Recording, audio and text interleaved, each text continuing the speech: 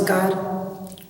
Super computer institute से Amarjeet Maurya super take में आप लोग का स्वागत है। आज की क्लास में हम आपको कुछ एग्जाम्पल बताएंगे और उस एग्जाम्पल में कौन कौन से लेजर होते हैं, कैसे लेजर को छांटते हैं, फिर उस लेजर को कैसे डेबिट और क्रेडिट करते हैं, ये आज आपको कंप्लीट बताएंगे। तो जो आज की क्लास में आपको परचेज रिटर्न, सेल और सेल रिटर्न का पूरा कंप्लीट ऑप्शन हम बता देंगे। फिर आपको कभी परचेज रिटर्न, सेल रिटर्न के लिए कभी कोई डाउट्स नहीं रहेगा। ठीक, तो आप हमारे साथ बने रहिए और इसके पहले का वीडियो जरूर देख लीजिएगा, क्योंकि उसमें जो रूल बताए गए तो वही रूल इसमें फॉलो किए जाएंगे। तो चलिए स्टार्ट करते हैं। पहला एंट्री हम स्टार्ट कर देते हैं, परचेज गुड्स इन कैश।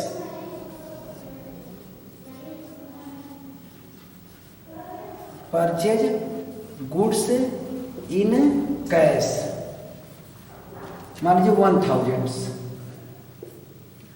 तो इस अर्थ को समझिए, इसका हिंदी अर्थ होता है कि नगद माल खरीदा। नगद माल खरीदा इसका हिंदी अर्थ होता है। और इसका हिंदी एक अर्थ और होता है कि माल खरीदा। अगर कहीं पे लिखा रहा है माल खरीदा तभी यही मतलब निकलेगा, अगर कहीं लिखा है नगद माल खरीदा तब भी यही मतलब निकलेगा। क्लियर? क्योंकि इसमें कहीं पार्टी का नाम नहीं है। तो आइए इसकी एंट्री क्या करेंगे, परचेज गुड्स। जब हम गुड्स को परचेज करते हैं, जब माल को खरीदते हैं, तो माल को खरीदने को हम परचेज बोलते हैं। तो हम इसको लिखेंगे परचेज। तो इसमें एक लेजर परचेज होगा, ठीक, और कैश परचेज कर रहे हैं, नगद खरीद रहे हैं, एक लेजर हो गया कैश। अब पूरे अकाउंटिंग में, पूरे ऑल वर्ल्ड में कभी भी अगर ये एंट्री आएगी तो इसके दो लेजर ही बनेंगे, कोई डाउट्स नहीं होना चाहिए। चाहे उसको दिमाग में बैठा लीजिए, रटने का काम तो करना नहीं है, तो इसको माइंड में बैठा लीजिएगा कि goods, purchase goods in cash. अगर नगद माल हम खरीद रहे हैं या माल खरीद रहे हैं तो ये ऑप्शन आएगा, परचेज रहेगा और कैश रहेगा। अब आते हैं कौन डेबिट कौन क्रेडिट होगा। तो ध्यान दीजिएगा, परचेज तो गुड्स ही है, लेकिन जब हम परचेज कर रहे हैं तो गुड्स हमारे पास आ रहा है, माल हमारे बिजनेस में आ रहा है, माल बढ़ रहा है। तो जब हमारे व्यवसाय में या हमारे पास कोई भी वस्तु आती है, कोई वस्तु या संपत्ति आती है, कम माने आ रहा है, बढ़ रहा है, तो उस कंडीशन में उसको डेबिट करते हैं। क्लियर? याद हो जाएगा ना, पहले की वाले क्लास नहीं किए तो हम फिर बता दे रहे रूल आपको। जब भी कोई वस्तु या संपत्ति व्यवसाय में आता है तो वो हमेशा डेबिट होता है, और व्यवसाय से जाता है तो क्या होता है, क्रेडिट। तो माल आ रहा है तो माल आने को परचेज कहते हैं, इसलिए परचेज को डेबिट कर देंगे। और कैश हमारा उसके बदले जा रहा है, इसलिए कैश को क्या कर देंगे, क्रेडिट कर देंगे। क्लियर हो गया? चलिए नेक्स्ट एग्जाम्पल देखिए।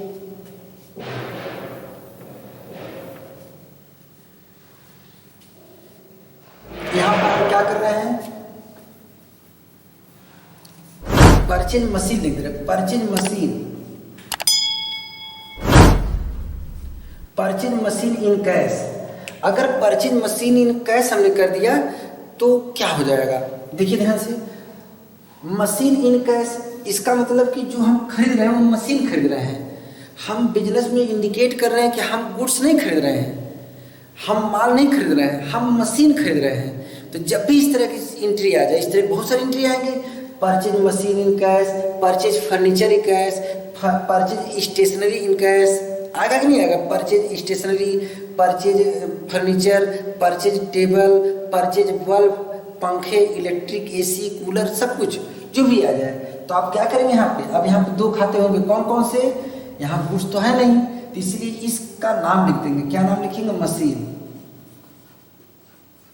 मशीन, और यहाँ पे क्या है, कैश, क्योंकि हम कैश खरीद रहे हैं इसलिए कैश लिख देंगे। तो यहाँ पे भी नियम वही लागू होता है, जब कोई वस्तु या संपत्ति आती है तो डेबिट होता है, तो मशीन आ रहा है इसलिए डीआर होगा, और इसके बदले कैश जा रहा है क्योंकि कैश भी तो संपत्ति है। ये दोनों रियल अकाउंट है, इसके पहले भी रियल अकाउंट थे, ये भी सीआर है।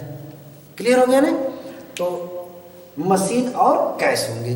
तो मशीन आ रहा है इसलिए डेबिट होगा, कैश जा रहा है इसलिए कैश क्या होगा, क्रेडिट होगा। अब फिर एक एंट्री हम देखते हैं, purchase goods from Amit.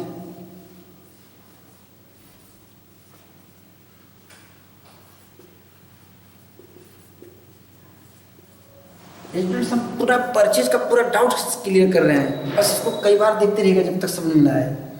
Purchase goods from Amit, यहाँ पे देखिए पार्टी का नाम, इसका हिंदी अर्थ क्या होता है कि अमित से माल खरीदा, अमित से माल खरीदा। ठीक, तो अब अमित से माल खरीदा में कहीं कैश का नाम तो आया नहीं, कहीं नगद का नाम तो आया नहीं, इसीलिए यहाँ पे क्या करेंगे हम कि अमित का नाम देंगे, क्योंकि ये उधार हो गया। जब पार्टी का नाम हो, एक अकाउंटिंग का रूल है कि माल बेचते और खरीदते समय, शब्द ध्यान दीजिएगा, मशीन खरीदते बेचते समय नहीं, फर्नीचर खरीदते बेचते समय नहीं, स्टेशनरी खरीदते बेचते समय नहीं। ये नियम केवल किस पे लागू होगा, ध्यान देंगे, माल बेचते और खरीदते समय यदि पार्टी के नाम के साथ, पार्टी के नाम के साथ नगद न लिखा हो तो उसे उधार मानते हैं। तो यहाँ पे देखिए एंट्री में पार्टी का नाम तो है लेकिन नगद कहीं कैश लिखा ही नहीं है, इसका मतलब हुआ कि यहाँ पे पार्टी का नाम हम लिखेंगे क्योंकि ये एंट्री उधार की एंट्री है। तो यहाँ पे हम पार्टी का नाम तो लिखेंगे ही। अब परचेज गुड्स को, जब गुड्स को परचेज करते हैं तो परचेज कहलाता है, और यहाँ पे अमित हो जाएगा। अब यहाँ पे परचेज रियल अकाउंट है, ये तो आप जानते हैं कि परचेज गुड्स हमारा रियल अकाउंट होता ही है। तो गुड्स आ रहा है, जब हम खरीद रहे हैं तो गुड्स आएगा ही आएगा, चाहे हम उधार खरीदें चाहे नगद खरीदें, जब खरीदेंगे तो गुड्स आएगा ही। तो इसीलिए इसको डीआर करेंगे। क्लियर।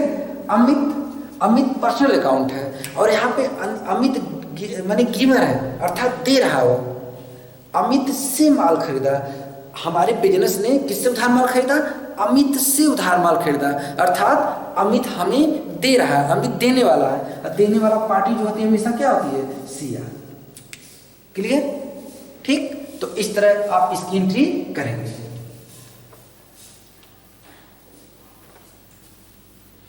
एक एंट्री इसमें और आती है, purchase goods in cash from Amit.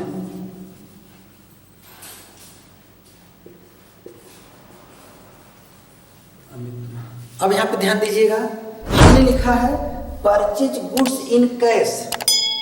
Cash आपको नहीं आ गया, माने हम जो गुड्स खरीद रहे हैं, जो हम माल खरीद रहे हैं, कैश में खरीद रहे हैं। किससे खरीद रहे हैं, अमित से खरीद रहे हैं। तो अक्सर इसमें डाउट हो जाता, कहेंगे सर इसमें तो तीन खाते हैं, एक परचेज भी है, परचेज गुड्स भी है, कैश भी है, अमित भी है, क्या करें। तो इसमें रूल हमने आपको बताया ना कि यदि माल बेचते हो खरीदते समय पार्टी का नाम हो और कैश ना हो तो उसे उधार मानते हैं, यदि कैश हो तो उसे नगद मानते हैं। तो ये पूरी की पूरी एंट्री नगद की हो गई। और आपको हम बता ही चुके हैं कई बार कि यदि नगद की एंट्री है तो उसमें पार्टी का नाम नहीं होता है, इसलिए इसमें क्या करिएगा, इसमें परचेज रहेगा और यहाँ पे क्या रहेगा, कैश रहेगा। ठीक, परचेज रहेगा क्योंकि हम माल खरीद रहे हैं, चाहे उधार खरीदे चाहे नगद, तो परचेज तो रहेगा ही रहेगा। तो परचेज हमारा क्या हो जाएगा, डीआर, और कैश क्या हो जाएगा, सीआर, क्योंकि कैश हमारा जा और गुड्स हमारे पास आ रहा है। इस तरह ये परचेज का पूरा एंट्री हमने आपको बता दिया। इसमें कोई डाउट्स होगा आप कमेंट लिख सकते हैं, लेकिन विश्वास करिए आप इसको कई बार सुनेंगे तो कोई डाउट्स नहीं बचेंगे। अब हम आपको बताने जा रहे हैं सेल की एंट्री। सेल की एंट्री का, सेल के बारे में पूरी एंट्री आपको बताने जा रहे हैं। तो पहला एंट्री बता रहे हैं, sale goods in cash. Sales goods in cash 500। तो जैसे परचेज था उसी तरह सेल है। यहाँ पे जो हमारा सेल हुआ है ये कैश में हुआ है। इसकी हिंदी होती है कि नगद माल बेचा या माल बेचा, दोनों का अर्थ एक ही है। अगर लिखा रहा है माल बेचा या नगद माल बेचा, उसी तरह अगर यहाँ पे सेल गुड्स केवल लिखा रहा है, इन कैश न लिखा रहा है, केवल ये लिखा रहा है सेल गुड्स इन कैश न लिखा रहा है, तब भी आप वही एंट्री करेंगे जो हम बताने जा रहे हैं। ठीक, और उस तरह हिंदी में भी है। तो आइए यहाँ देख लेते हैं। इसमें दो खाते होंगे। जब भी माल को हम बेचते हैं, क्योंकि साफ साफ बता रहा गुड्स को बेचा, तो जब भी माल को बेचते हैं तो उसको सेल कहते हैं। तो हमारा हो गया सेल, और नगद बेच रहे इसलिए एक लेजर हमारा हो गया कैश।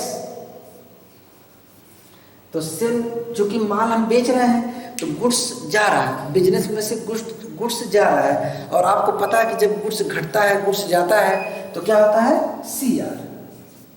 और जब गुड्स जा रहा है तो उसके बदले हमारे पास क्या आ रहा है, बिजनेस में क्या आ रहा है, कैश आ रहा है, तो कैश हमारा क्या हो जाएगा, DR। तो इसकी एंट्री आप इस तरह करेंगे, सेल को CR करेंगे और कैश को हमेशा DR करेंगे जब इस तरह की एंट्री हो तो। ठीक, चलिए नेक्स्ट देख लीजिए। नगद माल बेचा हो गया। अब एक देख लेते हैं, सेल गुड्स टू रमन या अमन, कुछ भी लिख देते हैं, सेल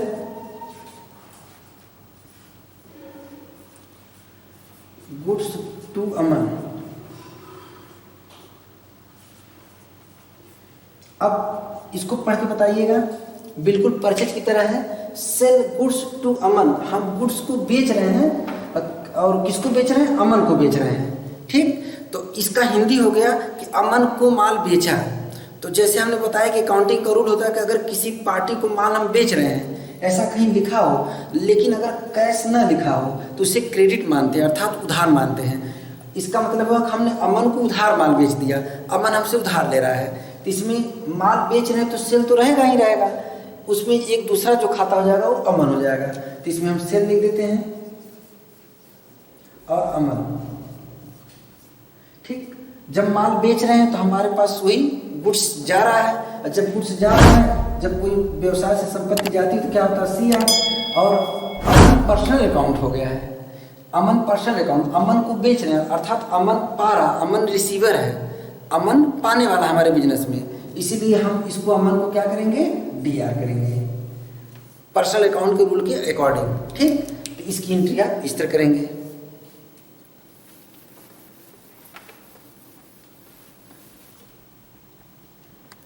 हाँ, अब यहाँ पे एक एंट्री और हम बता दे रहे हैं, sales goods in cash to Aman, और यहाँ पे हम 500-400 जो भी लिखते हैं। तो इस एंट्री में थोड़ी सी डाउट आपको क्या रहता है कि सेल गुड्स माने यहाँ गुड्स को हम सेल कर रहे हैं, कैश भी है और यहाँ पे अमन भी है। तो आप सोचते हैं कि सर यहाँ पे कैश भी है, अमन भी है, सेल गुड्स भी है, तो इसमें कौन से दो खाते होंगे। तो आपको मैं बताया था इसके पहले कि यदि हम किसी पार्टी को माल बेच रहे हैं और नगद न लिखा हो तो उसे उधार मानते हैं, लेकिन यहाँ पे हम पार्टी को माल तो बेच रहे हैं, अमन को माल बेच रहे हैं, लेकिन कैसे बेच रहे हैं बोलिए, कैश में बेच रहे हैं। तो जब हम कैश की एंट्री जैसे जब नगद में बेचते हैं, नगद में खरीदते हैं, तो पार्टी का नाम नहीं लिखते हैं, इसलिए यहाँ पे पार्टी का नाम नहीं होगा। तो क्या होगा बोलिए, एक आपका सेल गुड्स, जब माल को बेचते तो उसको सेल्स कहा जाता है, और एक क्या हो गया बोलिए, कैश हो गया। कैश हो गया क्योंकि नगद है तो अमन का नाम रहेगा नहीं। तो जब हम गुड्स माल को बेच रहे हैं तो उस समय क्या हो रहा है, हमारा माल जा रहा है, तो इसकी हो गया CR, और कैश आ रहा है इसलिए कैश क्या हो गया, DR। तो इस तरह के हम सेल की सभी एंट्री कर सकते हैं। हम आपको बताने जा रहे हैं, सेल समझ में आ गया होगा, बिल्कुल जैसे हमने परचेज में विधिवत आपको बताया था, बस उसी उल्टा सेल है। ठीक, अब रिटर्न बताने हम जा रहे हैं कि जो हम लोग रिटर्न करते हैं, तो जैसे लिखते हैं हम परचेज रिटर्न टू अमित।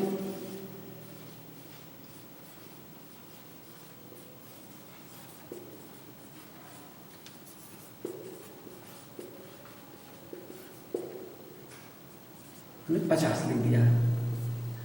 देखिए लिखे हम परचेज रिटर्न टू अमित, हम इसका हिंदी अर्थ होता है कि अमित को माल वापस किया। ठीक, तो आपका बिजनेस अमित को माल वापस कब करेगा, जब अमित से कभी खरीदा रहेगा।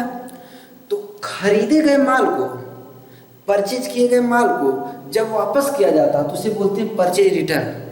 ये आगे वाले वीडियो में बताए थे।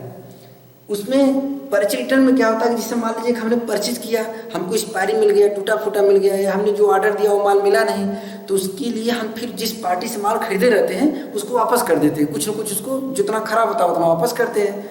तो जब हम वापस करते हैं तो गुड्स आता है, हमारे पास जाता है, हमारे पास से चला जाता है।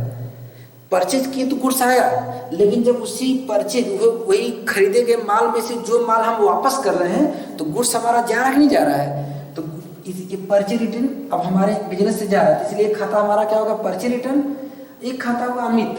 अमित हमारा पर्सनल अकाउंट है, और पर्सनल अकाउंट यहाँ ले रहा है कि दे रहा है, क्योंकि अमित को माल वापस किया तो जब अमित को माल वापस कर रहे हैं तो अमित पा रहा है, अमित क्या है, पाने वाला, रिसीवर है। तो आइए इसकी एंट्री कैसे करेंगे। इसमें दो खाते कौन कौन से हैं, एक परचेज रिटर्न है, परचेज रिटर्न, और एक क्या हो गया, अमित। एक परचेज रिटर्न हो गया, एक अमित हो गया। परचेज रिटर्न में माल हमारा जाता आता नहीं, इसलिए जब माल जा रहा था यहाँ पे क्या होगा बोलिए, CR। और अमित पाने वाला, पर्सनल अकाउंट है, अमित पा रहा है, इसलिए अमित क्या हो जाएगा, DR। ठीक, तो ये एंट्री आप इस तरह कर लेंगे रिटर्न की। अब एक आइए सेल्स की एंट्री कर लेते हैं, सेल्स रिटर्न की।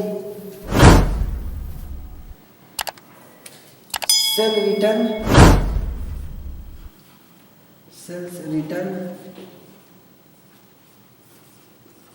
बाय अमन, 50 40 जो लिखना हम लिख लेंगे। यहाँ पे देखिए इसका हिंदी अर्थ हो गया कि ठीक, सेल रिटर्न बाय अमन, माने से रिटर्न हुआ, किसके द्वारा से रिटर्न हो रहा, अमन के द्वारा। तो इसकी हिंदी में इसको बोलेंगे कि अमन ने माल वापस किया, अमन ने माल वापस किया। इसका मतलब कि हम अमन को माल बेच दिए थे, सेल किए थे, उसको कुछ गड़बड़ निकला, उसमें 150 जो भी उसका हुआ वो माल हमको उसने क्या किया, रिटर्न कर दिया। जब वो माल रिटर्न करेगा तो उसे बोलते हैं सेल रिटर्न, अर्थात बेचा हुआ माल जब वापस आता है तो उसे बोलते हैं सेल रिटर्न। ओके, और वापस कौन कर रहा, अमन। तो यहाँ पर सेल रिटर्न के रूप में माल हमारे पास आ रहा है, इसीलिए सेल रिटर्न को किस में रखेंगे, डेबिट करेंगे। और अमन दे रहा है यहाँ पे, इसलिए अमन पर्सनल अकाउंट के नियमानुसार क्या करेंगे, क्रेडिट करेंगे। तो आइए एक बार लिख लेते हैं, इसमें दो खाते होते हैं,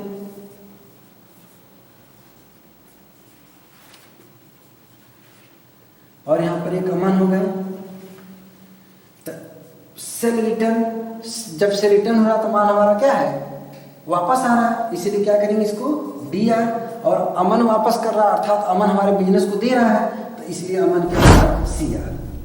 तो आज आपको हमने इस पूरे वीडियो में परचेज के बारे में, परचेज रिटर्न के बारे में, सेल और सेल रिटर्न के बारे में कंप्लीट नॉलेज दिया। अब आप इसको कई बार देखेंगे, इसको कॉपी बार बार अभ्यास करेंगे, लिखेंगे। अगर फिर भी कोई प्रॉब्लम आई तो आप बिल्कुल कमेंट करेंगे, और नेक्स्ट वीडियो में इसके आगे कुछ एग्जाम्पल बताए जाएंगे, कुछ एडवांस एग्जाम्पल बताए जाएंगे।